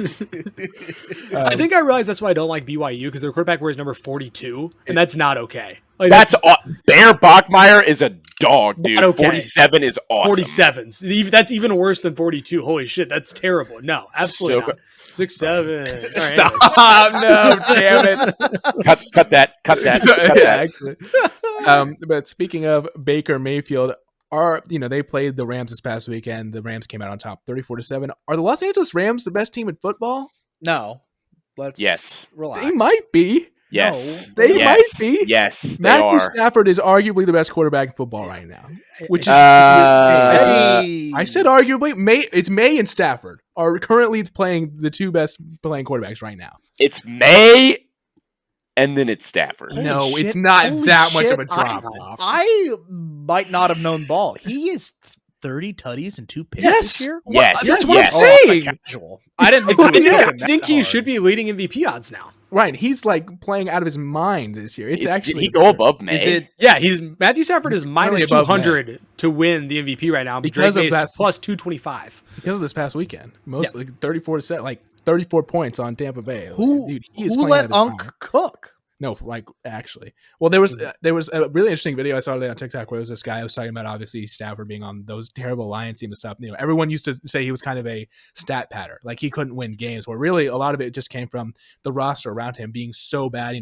Consistent bottom 5 defenses, really no running. You mean he had to put up like 35 points a game to even have a chance to win? Yeah, of course he's going to stat bad. Exactly. And then the first year in LA, guess what? He wins a Super Bowl. And so people have always kind of considered him above average or kind of irrelevant. Where it's like he's actually elite. He's actually an elite quarterback. Is Stafford a Hall of Famer? Yes. He has a Super Bowl. Yes. Super Bowl got him there. I think so too. And based off his longevity. His problem is going to be how many good quarterbacks played at the same time as him is going to be his issue. I think because of how long he's played, it will push him past a couple of those years where you have like 2 quarterbacks get in. I mean, shit, he wins MVP this year. There's no doubt. Yeah. Agreed. Right, but also like it's an interesting question. Devontae Adams, like you got 2 unks playing unk ball, and Devontae's hooping too. Yeah, exactly. Yeah, that's what I'm saying, man. It's Devontae's got 12 tutties. What's up with He's the Raiders? Moving like he hasn't in a while. Yeah, he looks good. He's getting out there. Yeah. What were you saying, Robbie? What's up with the Raiders? It's just like everyone leaves terrible. And then they're actually good. It's just it's interesting. Yeah, it is weird. Let Dante Thornton hoop. I mean, let's also consider as much as well as Stafford has been playing, and he deserves all the props that he's getting. Like Puka Nacua is one of the best receivers in football and playing out of his mind as well. And like just having him as well as Devontae is just, I mean, obviously you have weapons like that, and it's hard. Overrated. And don't worry, they get a great opportunity to pad the stats this weekend hosting the Carolina Panthers. So. Oh, yeah. Speaking of the Carolina Panthers, Robbie, you want to address the Monday night game? I mean, it's cool to What see was that first half? it's cool to see the Panthers on Monday night again. That was fun, except for the fact they look Was like it? dog shit. Was it fun? So I said last week Bryce isn't the guy because I have to keep saying it because he eventually like turns it around. But apparently that's only against the Atlanta Falcons, so that might not actually be the case. But I will say Dave Canales left his fucking balls at home last night. Like the play calling was abysmal. I'm like, I don't even like people are all up in arms about passing the ball on the 3-yard line. That was a bad decision by Bryce. He could have ran it in. I don't blame that on the play calling. But let's talk about the running game. The Panthers have won probably 4 of their games this year because Rico Dowdle is that dude. Rico Dowdle in the second half, first carry goes for 17 yards. Really good. He had one more carry the rest of the game. You hand the ball off, he goes for 17 yards, and you don't hand it off. Again, I know you're down. But like how, like that's just malpractice. And like Bryce obviously didn't have it last night. You can't win games when your quarterback throws for less than 30 yards in the first half. You just can't do it. Panthers defense deserves better. Canales probably needs to hand over play calling duties. I think he's doing a good job as head coach, but his playbook is uninspiring at best at times. Can you guys? Sorry, go ahead, Jude. Was his first carry for 17 yards? He had a big carry, at the beginning of the second half. Oh, in the second half. Beginning of the second half, yeah. Sorry. Yep. When's the last time we have seen a running back come in mid-season and change an offense like this? I don't remember a running back ever coming in mid-season to be the starter and having this much of an impact, like ever. I really don't remember a time like this has happened before. I mean, there's definitely been some guys that have been like hurt that all of a sudden like the backup just kind of like takes over. I was thinking like Tony Pollard was a name that came to mind in Dallas when Zeke went down. Yep. Yeah, that's a good point. But not to this level, not to like be the star of the team. Essentially, Chuba lost his job immediately. Yeah, like it was. There was it wasn't. It wasn't immediate. They kept trying to like split the backfield when Rico was. I mean, Chuba's not bad, but Rico is playing fantastic right now. Like you have to ride the hot hand. Exactly. But yeah, to go over 2 more games this past weekend. The Kansas City Chiefs are gonna Kansas City Chief. They came out with a win in overtime against the Indianapolis Colts, 23-20. They're just going to find a way to get into the playoffs, aren't they? They are just going to squeak in there and be in the AFC Championship. They're a game back? Actually, I don't know what they're. Yeah, they are. They're 6-5. The Steelers are 6-5. The Texans are 6-5. And then the 3 wildcard teams are all 7-4. The problem the Texans are 6-5. Yeah. Yes. I feel like I've watched them lose 10 games this season. That can't be right. Davis Mills, though. What a guy. Davis Mills is hooping. Yeah. He's so good. Brother, they've won their last 4 or 5. Like they've just kind of turned it around. With Davis Mills. Sorry, go ahead, Robbie. I was going to say the problem for the Chiefs is right now is that they don't have a lot of tiebreakers in their favor. You lost to the Bills, who are probably not going to the AFC East. You lost to the Jaguars, who are right there in the playoff picture somehow, even though Trevor Lawrence is playing like prime Jameis Winston right now, and not in a good way. And you're 0-1 against the Chargers right now. Like, they don't have a lot of tiebreakers in their favor. They really have to win basically the rest of their games, and you have to beat the Texans. Absolutely have to beat the Texans in a couple weeks. But and they get the Cowboys on Thanksgiving. That could be a fun. Mahomes is going to show out. Yeah, he's going to throw prime time. Yeah, they're going to hang 40 on the boys. Against our secondary. Has he ever played on Thanksgiving? I actually have no idea. He played on Black Friday, I know. Rasheed Rice is going to have a fucking field day. Guys, is Chris Collinsworth calling that game? I can't do a Thanksgiving. He should have the Sunday night game. Or the Thursday night game. Sorry. Dude, I wouldn't be able to do it if he was calling Mahomes on Thanksgiving. The Chiefs have been bad away from Arrowhead. They're actually 1-4 away from Arrowhead this year. So coming to the Big D, what happens? We'll see. Well, also speaking of the Houston Texans and their play, they beat the Buffalo Bills, who have been having a weird season this year. But Josh Allen's kind of been very up and down in terms of his quarterback play. But yeah, Davis Mills is better than CJ Stroud? ?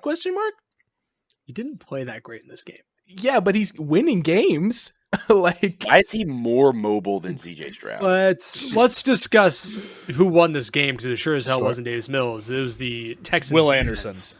And Will Anderson, most specifically. They played out of their Jude, mind. that's when you say dog. That's when I mentioned dog an right absolute dog. Him and Danielle Hunter lived in Josh Allen's back pocket. Mm-hmm.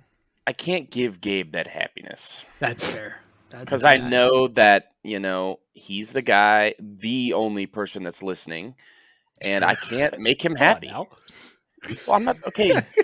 Hunter's not going to post this on TikTok, so it's not like you're going to get the 4 people from there. Whoa, we've had a couple of TikTok videos that get like 70 comments that are That really have called hateful. me slurs. They did not like the Cal Raleigh Aaron Jones take at all. That was great. Valid. Which one was that? Where I Aaron said Judge. Raleigh should have won Hale MVP. They did not like. Dude, Robbie got a lot of hate. What do you mean I respect that. the Yankees fans were Yeah. jorking it under the blanket? They're also Cowboys fans and Patriots fans and Duke basketball fans. Yeah, one So and the same. they're having a tough Notre year. Dame fan. Best offensive catcher season of all time doesn't deserve an AL MVP discussion. Yeah, give Suck me my a break. gonads. They also won the AL. Yeah. There you go. Or sorry, no, the Blue Jays did. My apologies. They had the second seed. Casual, clip it. Sorry. Clip that man right there.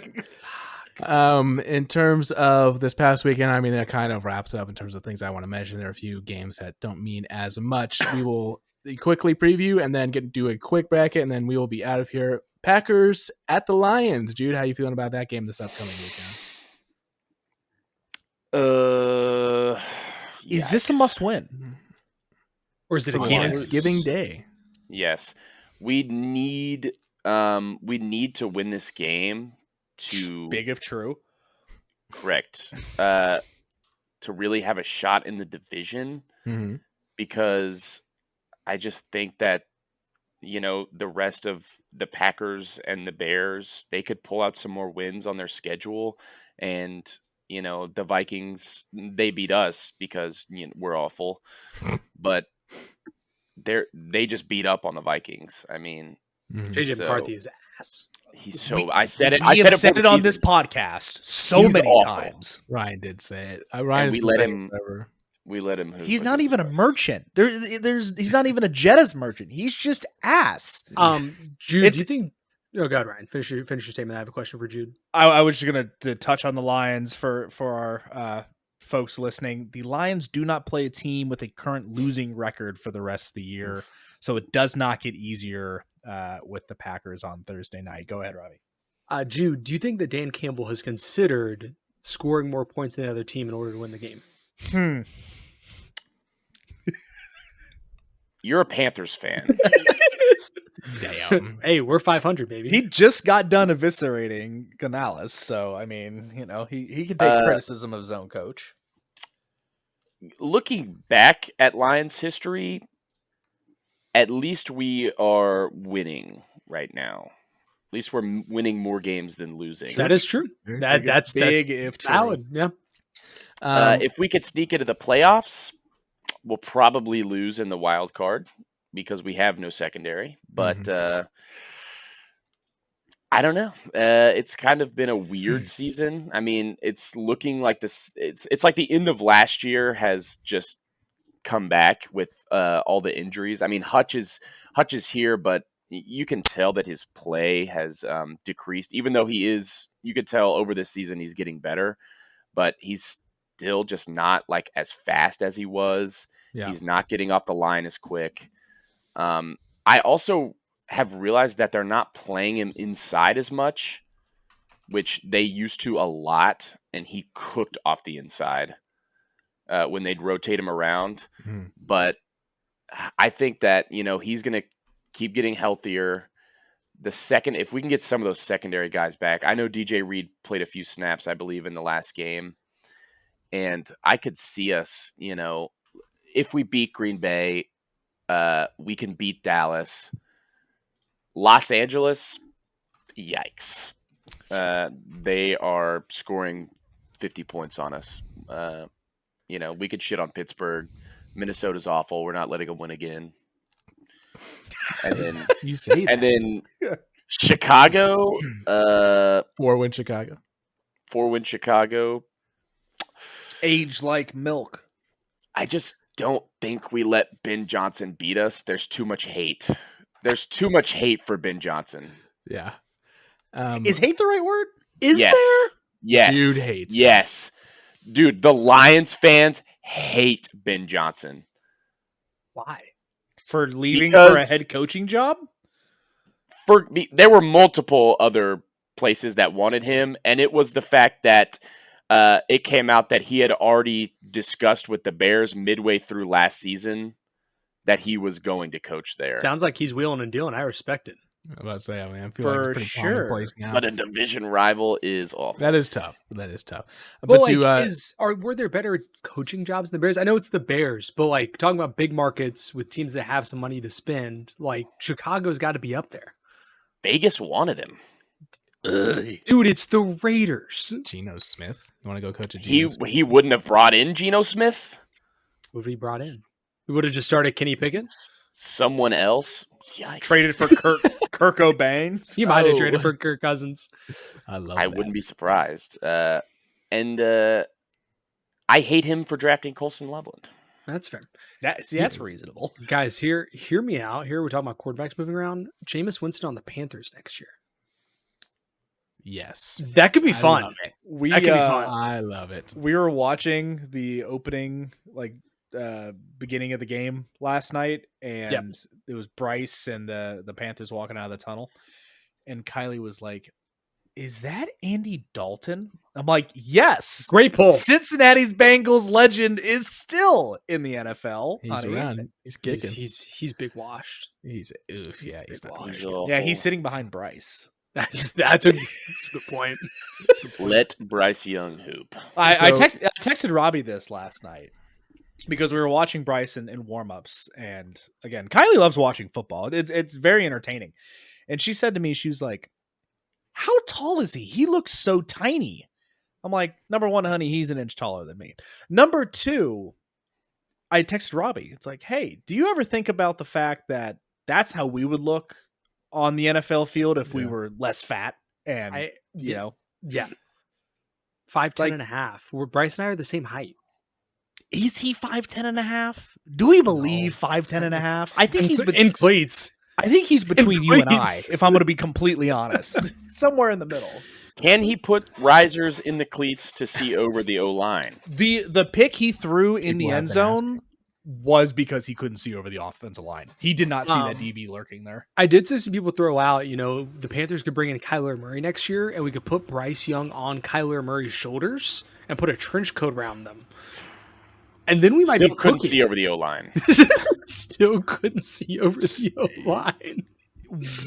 When is the Kyler Murray experiment done in This year. Arizona? It's done. Gotta Jacoby be Brissett is coming and actually played well. If Jacoby Brissett is making that offense look good and you can't do it, you're done. Yeah. No lies. No lies told. In terms of the other matchups this weekend, a lot of these matchups are pretty lopsided for the most part. Some of the more interesting ones, we mentioned the Cowboys and Chiefs is kind of interesting in terms of how the playoffs will shake up there. We have the Chicago Bears at the Philadelphia Eagles. That's one of the biggest matchups for this coming up weekend. We also have the Texans Colts is a decent matchup.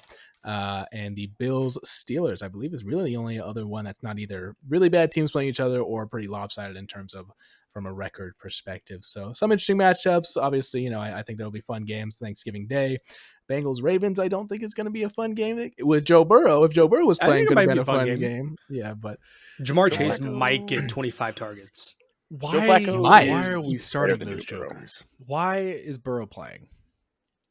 What's Then you can still make the playoffs.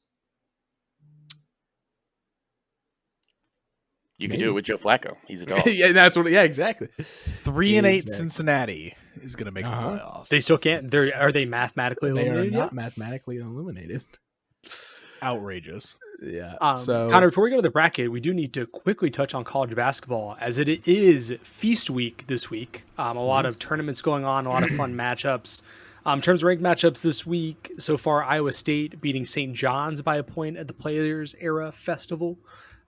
Good game there. Today, there's been a couple highly ranked matchups as well. Number 17, Tennessee upsetting number 3, Houston, 76-73. Houston's always good. Tennessee seems to be good again. Not surprising there. And then I just want to talk about college basketball because of this score. Michigan in the second half against Auburn is currently up 72-44. It's tough. Stinky. It's tough. Alabama did lose to Gonzaga last night by 10 as well. But we don't have to talk about that. But And we Didn't wanna lost to Purdue. don't. But yeah, it's When are the feast- Cowboys going to get some love? We're balling right now. Oh, it's Who you guys been playing? No one. We have played but they're winning. 4 top 12 teams in a row. That is And won 2 of them. Put Nate Oates' statue up already. I'm ready to hang it. We need a better basketball arena immediately. Don't know why that we haven't broken ground on that. Our stadium only holds 15,000. Super upsetting. And yeah, that's my. It's take. also Build- not a build the great place to statue. watch. It's not a great place to watch a basketball game either. It's There's not. pretty- I don't think there's a good seat in the house. To be honest with you, like it's pretty bad. All right. We're going to move into our last thing of the day. We're going to move into our bracket. Now, this one mostly centers around Jude, but Ryan and Robbie have sent it to you in the Discord, so you guys should have that. It's Jude's favorite players, and there's only 16 seats here. You know, I could have expanded this out significantly further because he has so many guys. How do you know my favorite players? Spoiler alert, it's mostly Detroit Lions and Oklahoma State Cowboy football players, but, you know, we'll go. Jude, your first match? Where's this bracket? Oh, Don't worry about I it. wanna see Connor will read it to you. Yeah, I'll read it to you. It's It's gonna going to be be a wrong. surprise. It's going to be a surprise. Here's your first matchup: Jameson Williams versus David Montgomery. It's JMO. Jude, it's your choice. It's your Goes bracket. first. We're just here for bracket, commentary. pretty much. Yeah. What? You're What's, choosing who your favorite player is. Who's Is the Rob, biggest dog? Is Rob not going to go? It's I'm just not. you. This Dude, is your it's your bracket of your bracket. favorite Oh, players. it's just me? Yeah. Who's watching? Jude, who's Yeah, the big, Jameson Williams. who's the biggest Jameson. dog in the pound? That's what we're asking right now. Yeah. Jameson Williams. All right, Amon-Ra St. Brown versus Aiden Hutchinson. St. Brown's too high, by the way. Well, it's not 9v8. seed. That's like 9v8 seed. Too high. I'm guessing Okay, it's who is it? Hutch. Hutchinson? Yeah, It's it Hutch. All right, Kirby Joseph versus Jack Fox. Do you guys know who Jack Fox is? No. You can't say I'm familiar. No? You can't say I'm Because familiar. it's Jack Fox. He's the punter for the Lions. Dog. Dog. Sam Hey, Laporta. respect for having the punter in the second round. I like No, he that. loves it. He loves Jack Fox. Sam Laporta versus Ollie Gordon. Well, that one's tough. That's a tough. That's a toughie. He did not like that one. I think you know which one it is. It's Ollie Gordon. I know, yeah. You It's know Ollie it is. Gordon. Always Mal- was. This one might be the toughest one of the bracket. No, I think he'll. Malcolm Rodriguez versus Isaac Tesla. Oh, not even close. Yeah, Malcolm. No, Not but, even- But the amount of gas you were giving Tesla early in You the year, you were gassing him up a little bit. you Oh, were oh. shining the shaft, if you will. Well, I don't know where it is. His jersey. I would put on my Malcolm jersey right now if I knew where it was. Yeah. You know what jersey I don't have? Isaac Tesla. Damn. That's a DHgate purchase for sure. I want one so bad. That's beside the point. I do think, little sidetrack here, Sam Laporta's out. Mm-hmm. Tesla's a big body guy. Tight end. Throw him in the tight end spot. We're thinking a little anytime tutty for Tesla this weekend. Mm. By the way, Thanksgiving? neither like The our amount of Sickos times- parlay last week hit. By That the way, was very foul. sad. I can't believe we even talked about that. By the way, if anyone's keeping track, I did not hit my parlay last podcast. I went 2 for 3. Shockingly, the Browns Raiders under hit. Who would have seen that coming? Did you see though the Browns punted from the 29-yard line with like a few minutes left? Yeah, and that, coulda hit people were the saying over. that was rigged. Yeah, It's I saw that. so They were like, funny. Hello. Bears covered. My leg that lost was the Bills over. I want Right? one for No, two. it was Bengals Patriots over. I missed that one. I also went 2 for 3. I only missed James Madison losing to Wazoo. It was 24-20. Almost there. Go Cougs. Because Virginia Tech covered by half a point. So we're locked The in. It was a Bears good- also covered by half a point. All right. Next matchup: Nick Martin versus Brian Branch. Nick Martin was an Oklahoma State Cowboys middle linebacker. He's currently He in the was. league. Ryan, Robbie, can you tell me what team he plays for? Nick No. Martin? No, I don't cannot. think they have a damn clue. My bag isn't that deep, brother. The 49ers. It's Nick Martin. Nick Martin. I didn't hear his Damn. name called out any last night. Was he playing or what's up? Eat shit. Jahmyr Gibbs versus Jake Bates. Panthers weren't losing by that much. I though. hate you for this one. I hate you for this one, Connor. I'm so sorry. You know why I hate you for this one? Why? Because Jake Bates, I watched Jake Bates hit the NFL record field goal in the Mhm. UFL, Uh huh. and then the Lions signed him. Mhm. Oh my gosh, I love Jake Bates. Who's his So UFL it's, team? Bates. Who's his I UFL? lo- the Michigan Panthers. Let's go. Hell he- yeah. No. Let's not go because the UFL took them out of the league. They were too good because Jake Bates. Exactly, and it's Jameer Gibbs though. He's- I love Jake Bates. Tough. Is the UFL coming back this year? Yes. Hell yeah. They also changed my second favorite team, which was Houston. They changed them to like the Gamblers or something. You can't even gamble in Houston. Yeah, the Houston Gamblers. That's What are we a doing? wild name. What are Yeah. we doing? Yeah. The I'm a- Roughnecks was awesome. I'm a big Their Berg uniforms- Stallions guy, so Okay. The scoff. Of All right, course. and the last one in this round, in the first round, Matthew Stafford versus Jared Goff. You got to go with the guy now. The guy you like since you've been watching the Lions. Do I though? You don't. I guess you don't. But I feel like when I first met you, the only conversation topics we had were you had to go play Call of Duty and Jared Goff is the best quarterback of all time. Those are the only two things you said to me for like 2 months. reasonable take. Man stands on Correct. business. I gotta respect Correct. it. Matt Stafford just did so much did. for this organization, which was lose a lot of games. I was about to say go 0-16. But That was lose- the year before he got there. That let us draft him. But lose a lot of games that got people's think. attention because he was balling. True.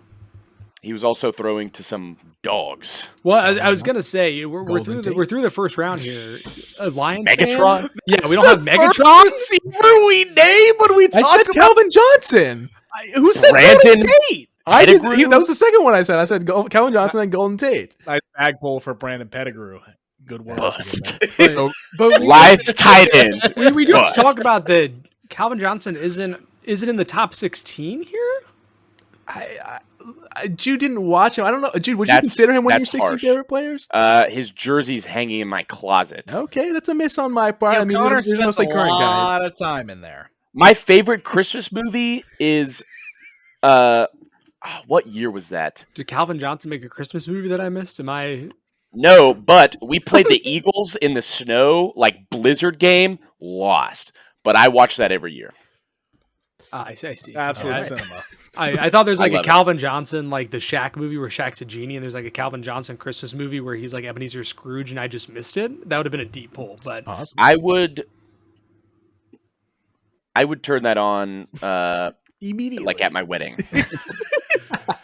all right. Thank you for coming. Here's your dinner plate, and now we're gonna play Calvin Johnson as Ebenezer Scrooge. Before we move off to Calvin Johnson, I watched a Instagram reel today of just it was a minute-long video of all the times that Calvin Johnson was double teamed on the goal line.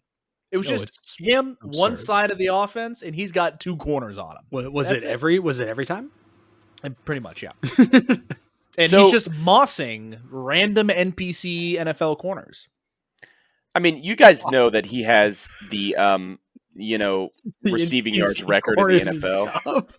Dude, I'm just watching these guys. I'm like, you're not a real player. What'd you say, Jude? I'm sorry. Create a he's player in still- Madden. Yeah, they're running He around. still holds the NFL record for receiving yards. That season, actually, do you know how many touchdowns he had? It's something ignorant, like 25. Rob, don't look it up. I'm not. I'm looking up something else. All right, what's your guess? How many touchdowns? How many touchdowns he had the year he led the league in receiving yards? 23. 5. Damn. We don't know them all. Yikes. 5 touchdowns. When I was looking up, I was confirming, he does have the most yards in a season. JSN is on pace to become the first 2,000-yard receiver in NFL history. As of right now, he's on pace. If only he had a good quarterback. Excuse you. Darnold's been playing pretty well this year. Yeah, hold on. Uh, We got to talk about this Geno Smith defender. What the fuck is Geno doing? And he this said year? Sam Darnold was awful. All Gino is doing is I love Geno Smith. The is- backup on Seattle is better, and they refuse to play him. then Jalen Milrow is not better than Sam Darnold. Jalen Milrow is a dog. Okay. All Why right. has so much of Ryan's commentary this year been making the poop noise with his mouth? Like I'm that's happened a really lot in the into last it. month. Ryan let's rotates through, move on to this bracket. Ryan's kind of like an action figure where like you push the button and a random sound comes out. He kind of rotates through like 3 or 4 every. I only got a Let's couple, see. brother. Yeah. Like, He'll accidentally hit the slur button eventually. Connor, edit that out. I'm not editing that out. That's staying in. All right, next round. Jameson Williams versus Aiden Hutchinson. It's not even close. J-Mo. It's not even close. Best receiver in the NFL. man. he's not. Bro's got Jack- 562 yards on the year. He with 2 goose eggs. Yeah, that's kind of wild. Jack Womp Fox womp. versus Ollie Gordon. He said womp womp. Yeah, he does that all the time. Hey, Jude, do you want to know who's right behind Jameson Williams in receiving yards on the season? Oh, I would love nothing more than for you to tell me. Bijan Robinson. A fucking Wow. running back is right behind him. Anyways, continue. Wow. Did you see That's that the only thing he McCaffrey? can do is catch passes. You see that McCaffrey has the 9th most receiving yards this year? It's crazy. Didn't how you high talk he about that is. in the last episode? No, dude? we talked about it on a phone call. You idiot. No. Jack It all Fox runs versus Ollie together. Gordon. This might be the toughest matchup. Make a decision. Because I have Ollie Gordon's jersey, but I don't have Jack Fox's. I wish I did. Uh-huh. Sounds like a problem you can fix. I do have a job. Connor? Hey, yo. It's Ollie Gordon. I know it is. The bystander, man. He's just Again, you're not going to graduate after 8 years of school, so we'll see when it comes to that. Malcolm Rodriguez versus Nick Martin. University studies. This one's tough. It's not happening. 2 Oklahoma State linebackers, 2 dogs. One went to Detroit and one didn't. Give me Malcolm. Malcolm actually led the Lions in tackling one year. I've never even heard of this other stranger. There's a clip of him from his rookie year, which is the year they did Hard Knocks for Detroit, where Kelvin Shepard, who used to be our linebackers coach, he's now our defensive coordinator, he was telling the other linebackers, like threatening to start Malcolm because he was actually playing in practice. But that was also when Detroit was awful. So, Stinky. Jahmyr Gibbs versus Jared Goff. I lied about the other one being the hardest. No way this is the hardest. This is difficult Okay. because it goes back to I buy the players that I love jerseys, and I have Goffs and not Gibbs. All right, we'll go Jared Goff. That's crazy. Yeah. In the semifinals, Jameson Williams versus Ollie Gordon. Real quick, it's because Jared Goff's wife. If you haven't seen her, look her up. He's my favorite player. Say that again. Jameson Williams versus Ollie Gordon. I'll take the bait. Watch that desk rise up a little bit. Ew, I didn't know Ryan had a sit-stand desk. Good gravy. Exactly.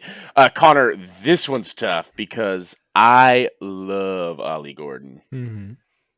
Unfortunately, the Dolphins don't realize his potential, and they think Devon Achane is good. That's like They could be right. You have the worst takes. They're not. like the worst takes I've ever heard. it's Jameson Williams. He stands by his guys. You know, you gotta respect him. Malcolm Rodriguez versus Jared Goff. Malcolm. In the finals, Jameson Williams versus Malcolm Rodriguez. He's in despair. He's in agony and pain. I don't know, dude. It's just an absolute toilet bowl of a bracket. Whoa, come on now. I feel like Kellen Moore deciding if Tyler Shuck is better than what's his face? Spencer Rattler. Spencer Rattler. And Tyler Shuck is not. I mean, being They're- better than Spencer Rattler isn't saying a lot. So Poop versus diarrhea once Again, Ryan with the fecal matter commentary. And We're and talking this- about the Saints. Like what? hot ass versus mega hot ass. It's pick your poison. Connor, why were these all Oklahoma State and Lions players? Because I this wonder was why. a bracket for you smooth Yeah. brain. And I can name off Smooth. 3 other players right now on other teams that Devontae I would Gordon. be on this list. Who would that be? No. Let's start off. Adam Adam pick a Troutman. winner. Pick a winner first, and then you can name Jameson Williams or Malcolm Rodriguez? It's Jameson Williams. All right, J-Mo. I could have told you day that of before we started the bracket. That's why he's the every number day of one the seed. No, I didn't realize Jared Goff had this kind of game. All right. Exactly. Me neither. It's Wait. crazy what being an NFL quarterback does for you. I Truly. got to apologize, apparently. Jared Goff's a cutie, dude. What are you talking He about? is. He's a cute. He is. He is. is, he He's is. a nice guy, and his wife is crazy. I don't know what to say about it. Thanks for tuning in to Yeah, this for real. absolute dumpster fire of a podcast. This went almost 2 hours. It went about how I expected. Yeah. Yeah, And exactly. we didn't even touch on Shadur Sanders. But I guess We didn't. Dog. Connor kept trying to move us along, and I'm Yeah, like, there's so much NFL storylines we haven't hit. We're almost at 2 Shadur? hours. Shadur might. I'm not gonna say he's the guy, but like he's better than Dylan Gabriel. That was never a question. Connor, can It I was say for it? the Browns. Connor, can I Guy say of it? It shouldn't have been. It was. Dylan Gabriel's awful. He's one of the worst players I've ever seen. He can't be one of the worst players you've No! ever seen. Oh, God. JJ McCarthy still exists. Okay. He's better than Dylan Gabriel. No, I actually don't know. If I agree with yes, that. he is. yes. He is. I don't know if I agree with that. Not only is he better, he also throws the ball with the right hand. I mean, when you're a left-handed quarterback, I automatically hate you. That's Shout I out do Tua. agree with that take. That's a good take. Shout out to So the Browns don't even need a quarterback. They just get 10 sacks versus Geno, and it doesn't even matter. Also, just give Judkins the ball. Where's Gino? Like, this is the Raiders we're Even- talking about. Why are we praising the Browns for the Raiders win? I also want to apologize to Ashton Genty. I called him a bust at the beginning of the year, and now I want to amend this by saying it's not him. It's just I the think we knew organization and the offensive line is just truly Yeah, the O-line is god awful. I never Their said he was O-line. bad. He was not going to be worth a first round of fantasy. Yeah, that's what we all said. It was because their O-line was so bad. And Like, we knew I that. got clowned for saying Jettas wasn't going to be a top 8 receiver in You're fantasy. good. You cooked. You might have cooked. He's top 15 borderline right now because JJ McCarthy is atrocious. Anyways, Yeah. That's, Are the Raiders starting DJ Glaze on their O-line? it's Is he crazy playing- you're even asking me that Hold on. question. Because I'm not familiar with his game. to yeah, be honest Connor, with you. look this up. I'm not gonna. Is DJ Glaze starting for the? Like, is that the level their O-line is at right now? their O-line starters are currently. Yes, he is at right tackle. Yeah, he's at right tackle.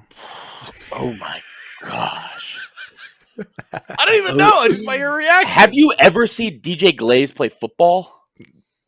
I'm sure I have. I just don't know if I know. his- No, you haven't. I've seen. You could watch a game that he's in, and he's not playing football. I mean, I've seen the Raiders on Red Zone at least once this year, so I'm sure that I've watched them play football. Yes. I'm sorry, did Yeah, Ashton played. Genty average 1.2 yards per carry against the Cowboys? That is correct. Yes. That is correct. Heavens to Betsy. All right, gentlemen, let's wrap this one up. Jude, thank you very much for coming back on. Maybe you'll get to come back on in 2 weeks if you end up winning the pick'em. So, Robbie, you want to sign us out? Yep. Myself, Ryan, Connor, and Jude. Thanks for listening. Please go like, subscribe, comment, all of those good things on all of our social media platforms. And let's get out of here because it's always been 2 hours. Bye. Thank you for listening. Please game responsibly.